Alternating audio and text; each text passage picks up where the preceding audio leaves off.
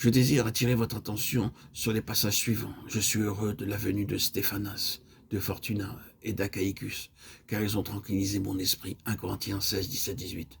L'Esprit lui-même rend témoignage à notre esprit. Romains 8, 16.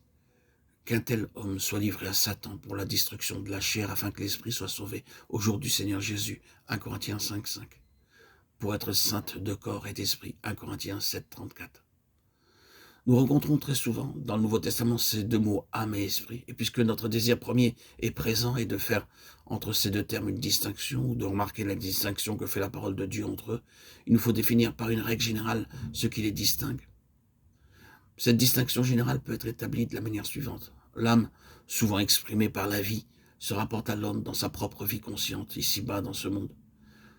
Son bien ou son mal, son pouvoir de faire, d'accomplir, de jouir, de profiter, de connaître et d'acquérir ce qui est de ce monde, de vivre comme un être responsable, conscient de lui-même, répondant à Dieu de lui-même et de sa vie, et considérant sa vie comme la réalité d'une destinée et d'une intention de Dieu plus haute que le simple fait de vivre pour lui-même et pour le court espace de sa vie terrestre. L'âme peut être touchée par quelque chose de plus élevé et y répondre, mais sa relation première ne la porte pas vers Dieu. Une telle relation est indirecte et secondaire. L'esprit est ce par quoi étant donné la régénération nécessaire. L'homme est lié directement aux choses de Dieu. Il est ainsi constitué afin de pouvoir être en relation avec les êtres spirituels et les choses spirituelles. Ceci est une règle vaste et générale.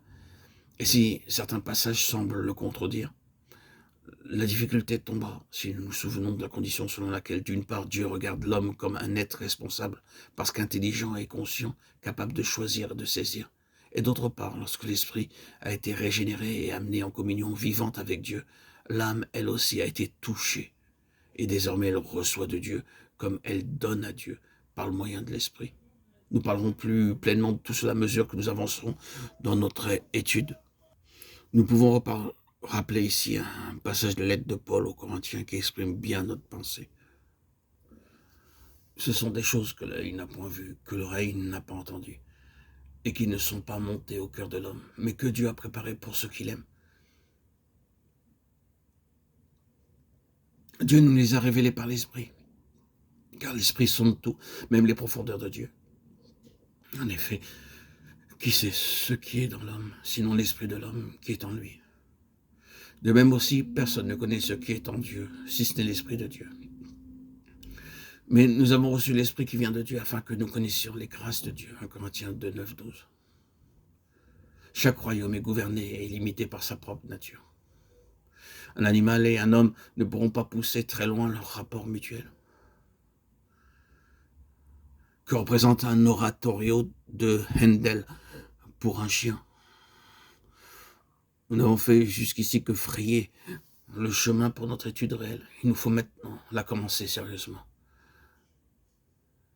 Mais nous aimerions le répéter avant de commencer un nouveau chapitre.